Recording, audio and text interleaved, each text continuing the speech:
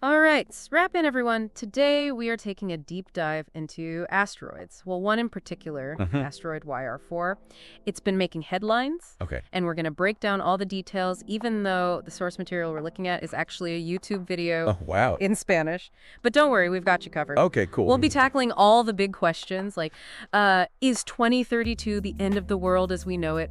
What does level 3 on the Torino scale Right. really even mean? And why are we talking about kangaroos? Sounds interesting. But first, we gotta rewind a little bit and see how humanity even figured out that rocks can actually fall from space. It's a pretty fascinating journey, and you might be surprised Yeah. how recently it was accepted.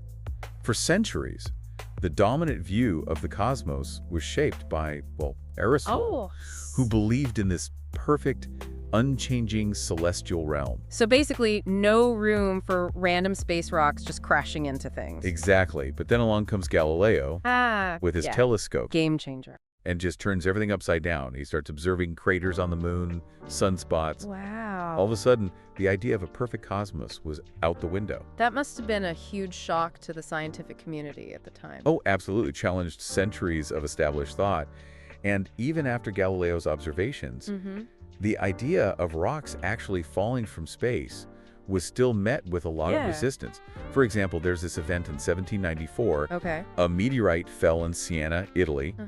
And despite numerous witnesses seeing this thing fall from the sky, Yeah. and the fact that it clearly wasn't from any nearby volcano, Right. some scientists still insisted that it must have come from Mount Vesuvius, Oh, wow. which is hundreds of kilometers away. Wow, they really clung to that Earth-centric view, huh? They did. It's amazing. But eventually the evidence was too overwhelming to ignore, and they had to admit that things do fall from the sky. I bet a lot of people still picture asteroids like in the movies, though. I know what you mean. You know, like spaceships dodging them? Yeah, like Star Wars. Left and right in some crowded asteroid fields. That's right, that classic misconception. Yeah. The reality is that although there are millions of asteroids out there, space is incredibly vast. I can imagine. So, to give you some perspective, the video we're looking at uses this great analogy. Okay. Imagine the Earth as a grape. Okay, a grape. The sun would be a 2-meter balloon, Okay. about 250 meters away, Wow. and Neptune, the farthest planet, Mhm. would be 10 kilometers away. That is a great way to visualize it. Yeah. That puts things in perspective for sure. But let's talk about what these space rocks actually are. Sure. The video mentions asteroids, meteoroids, meteorites. Can you help sort through all that? Of course. Let's start with the smallest, meteoroids. These are basically space rocks, and they range in size from tiny little grains Oh, wow. to pretty big boulders. Now, when a meteoroid enters the Earth's atmosphere, it creates this streak of light as it burns up, and that's what we call a meteor, Okay. or a shooting star. Oh, And okay. you probably wished on a few of those, I have. but it's really just space dust burning up. That's still pretty cool. It is cool. And then, if any part of that meteoroid survives that fiery descent Right. and actually lands on Earth, that's what becomes What's that called? a meteorite. A meteorite. Okay. And then we have asteroids, which are significantly larger than meteoroids. Yeah. They can range from about 10 meters to hundreds of kilometers in diameter. So like the big brothers of the meteoroid family. Exactly. And these asteroids tend to hang out in certain parts of the solar system, right? You got it. The most well-known spot is the asteroid belt. Right, between Mars and Jupiter. Exactly. A region between Mars and Jupiter where millions of asteroids orbit the sun.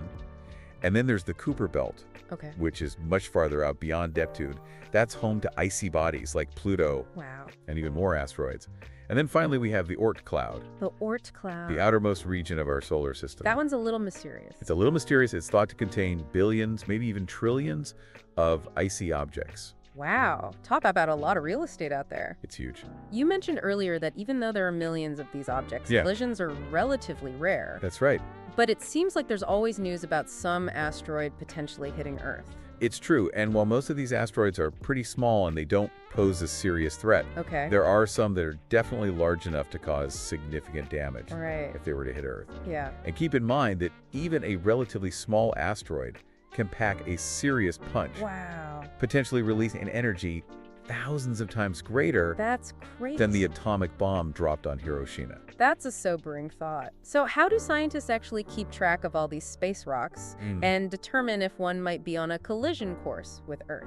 Well, there are dedicated programs like SpaceGuard, which is a joint effort between the U.S. and Europe, Okay. and they use telescopes Okay. to constantly scan the skies Got it. for these near-Earth objects. So it's like a cosmic neighborhood watch, keeping an eye on any suspicious space activity. Precisely. I like it. And when they identify a potential threat, they use a scale Okay. called the Torino scale Torino. to assess the risk. It ranges from 0, meaning no hazard at all, Okay. to 10, Oh boy. which indicates certain collision with global catastrophic consequences. All right. Well, let's hope it never gets to 10. Exactly. And that brings us back to our main topic, Asteroid YR4. Yes. This is where things get really interesting. So what do we know about YR4 and should we be worried?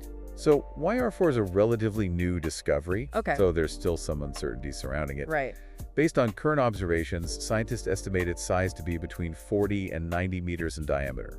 So not as massive as the one that wiped out the dinosaurs, No. but still big enough to cause some serious damage. Absolutely. And based on its trajectory, the potential impact date is December 22, 2032. December 22nd. Not exactly the best Christmas present. Not the best. But how worried should we actually be about this potential impact? Well, the current probability of impact is estimated at 2.4%, Okay. which may not sound like a lot. Right. However, it's the highest level 3 ever recorded on the Torino scale. Level 3, you said. Remind me what that signifies on the cosmic danger scale. Level 3 means there's a 1% or greater chance of a collision, Okay. and that collision could cause regional devastation. So we're not running for the hills just yet, but it's definitely something to keep an eye on. Yeah, I'd say so. But why is there so much uncertainty surrounding YR4's trajectory? Right? I mean, can't we just plot its course and know for sure if it's going to hit us or not? It's not quite that simple, unfortunately. The video explains that predicting the exact path of an asteroid Yeah. is incredibly complex. Okay. It's like trying to predict the path of a leaf in a hurricane. Oh, wow. There are so many factors at play, I can imagine. especially gravity. Even the slightest gravitational pull from other planets can significantly alter an asteroid's trajectory over time. So we're dealing with a moving target, quite literally. Yes. And this is where the three-body problem comes in, right? The video mentioned that. Can you explain what that is and why it makes predicting asteroid paths so difficult? Yeah, the three-body problem, it's this classic physics problem, and it basically just demonstrates the difficulty of predicting the movements of three objects Okay. when they're all under their mutual gravitational influences. Oh, I see. It gets so incredibly complex, even for powerful computers to model accurately. Wow. So when we're talking about an asteroid like YR4, its path is influenced by the Sun, the Earth, Jupiter, even other asteroids. It's always changing. Okay, so it's not like we can just plug the numbers into some cosmic GPS and get a definite answer. Right, exactly. There's a lot of guesswork involved then.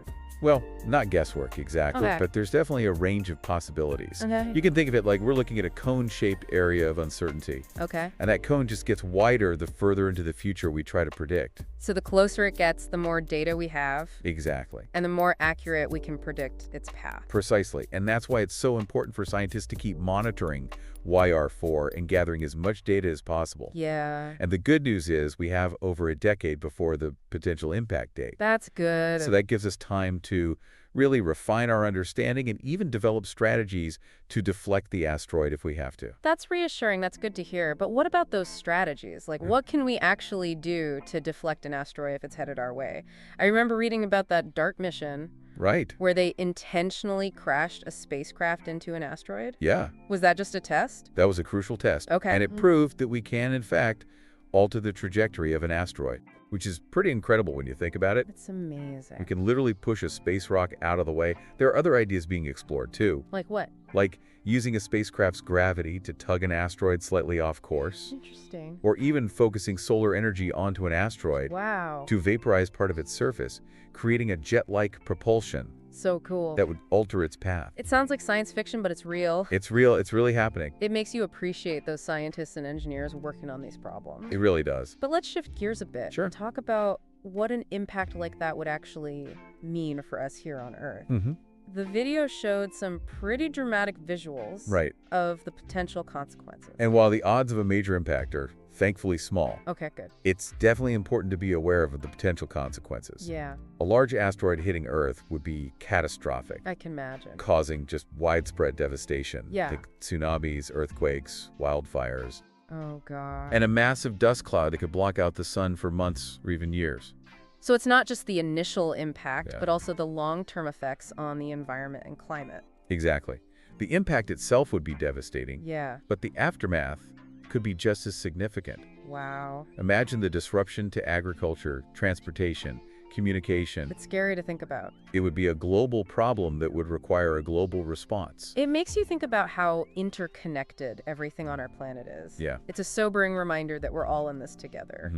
But let's not get too bogged down in the doom and gloom. Right. The video also highlighted some positive takeaways. It did. Like, we've come a long way in our understanding of asteroids and how to deal with them. Absolutely. And it's important to remember, we're not just sitting ducks. Yeah. We are actively monitoring these objects. Okay. Developing those deflection technologies we were just talking about. Right. And building international collaborations to address this challenge. Right. Knowledge is power. Exactly. The more we learn about asteroids, the better equipped we are to protect ourselves. I agree. But what about the human element? Oh, that's interesting. How would people react if we knew for sure that a large asteroid was headed our way? That is a fascinating question, and the video touches on it just briefly. Okay. You know, the potential impact of an asteroid goes beyond the physical, Right. psychological, and sociological event as well. Yeah. Imagine the fear, the uncertainty, the potential for social unrest. It would definitely challenge our institutions and way of life. Absolutely. It would force us to confront our own mortality. Wow. And question our place in the universe. Those are some heavy questions. They are. But they're important ones to consider. And while the video focused mainly on the science, it's clear that there's a human story here too, Definitely. intertwined with this cosmic threat. And that human story is one of vulnerability, but also resilience. I like that. On the one hand, we're incredibly fragile. Yeah. But on the other hand, we are capable of incredible ingenuity and cooperation. Right, when faced with a common threat. Exactly. That's what I find so inspiring about this whole field of asteroid defense. I agree. It's a testament to our ability to really push the boundaries of science and technology to safeguard our planet. But speaking of pushing boundaries, didn't we start this whole conversation by talking about how people used to believe rocks couldn't fall from the sky? That's right. It's incredible how far we've come. It really is. And the story of how we came to understand and accept that objects fall from space, it highlights the importance of challenging those established beliefs and embracing new ideas. You mentioned the Sienna meteorite earlier. Yes. And how some scientists just refused to believe it came from space. I know, it's hard to believe. What were some of the other hurdles that had to be overcome for the scientific community to finally accept this idea? Right. Of these extraterrestrial objects? Well, it wasn't just about, getting over that Aristotelian view of this perfect, unchanging cosmos. There are practical challenges too. Like back then, analyzing a rock to prove that it wasn't from Earth was way harder than it is now. Oh yeah, the tools and techniques for chemical analysis were still in their infancy back then. I can imagine. And without that concrete evidence, it was easy to just dismiss these meteorites as unusual rocks or even hoaxes. Oh, wow. Yeah. So it was a combination of scientific progress and a willingness to change the way they were thinking. It really was. That led to accepting these extraterrestrial visitors. Yeah, and that shift in thinking really opened up a whole new field of study. It did. The science of meteorites and eventually the study of asteroids and their potential threat to Earth. And that brings us right back to YR4, the whole reason we're having this conversation. That's right. So after all this talk about asteroids and potential impacts and deflection strategies, what's the main message you hope our listeners take away from this? I think the main takeaway is that while the threat of an asteroid impact is real, it's not something to panic about. Right. We've come such a long way in our understanding of these objects. We have. And we're always improving our ability to, detect them, track them, and potentially deflect them. Like you said earlier, knowledge is power. Exactly. The more we learn, the better prepared we'll be. But it's not just about the science, is it? No, it's not. There's a human element to all this as well. Absolutely. Facing a potential cosmic threat really forces us to think about our place in the universe, our vulnerability, our resilience as a species. It's true. And it also highlights the importance of international cooperation. I agree. An asteroid impact is a global issue. Yeah. And it would require a global response. It's a reminder that despite our differences, we're all sharing this one planet.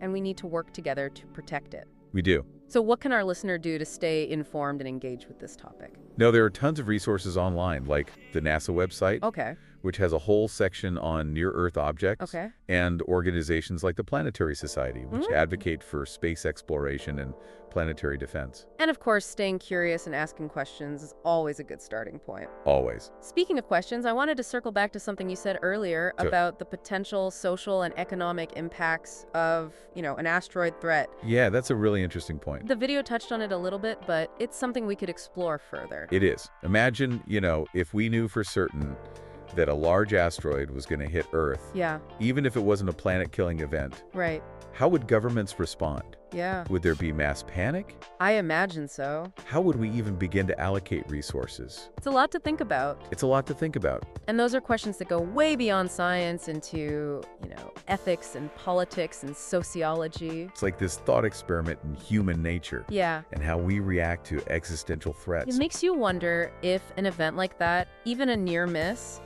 could actually bring humanity closer together. It could. Like, faced with a common enemy, would we set aside our differences and work together for the survival of our species? It's possible. It's a hopeful thought. It is. And a little bit of an optimistic twist on a, kind of unsettling topic. Yeah. But I think it speaks to the human spirit, It does. our ability to adapt and overcome these challenges. Even the ones that seem impossible. And that spirit of exploration and innovation and collaboration, I agree, is what's going to help us navigate the challenges of the future. Whether they come from space or from right here on our own planet. Well said.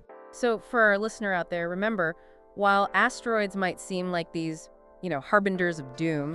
They're also catalysts for scientific discovery and technological advancement and maybe even a deeper understanding of ourselves and our place in the cosmos. It's about facing the unknown with courage, curiosity, and a willingness to work together to protect our planet. And ensure the future of humanity. Exactly. Well said. And on that note, we'll wrap up this deep dive. Thanks for listening, everyone. Thanks for joining us, and keep looking up.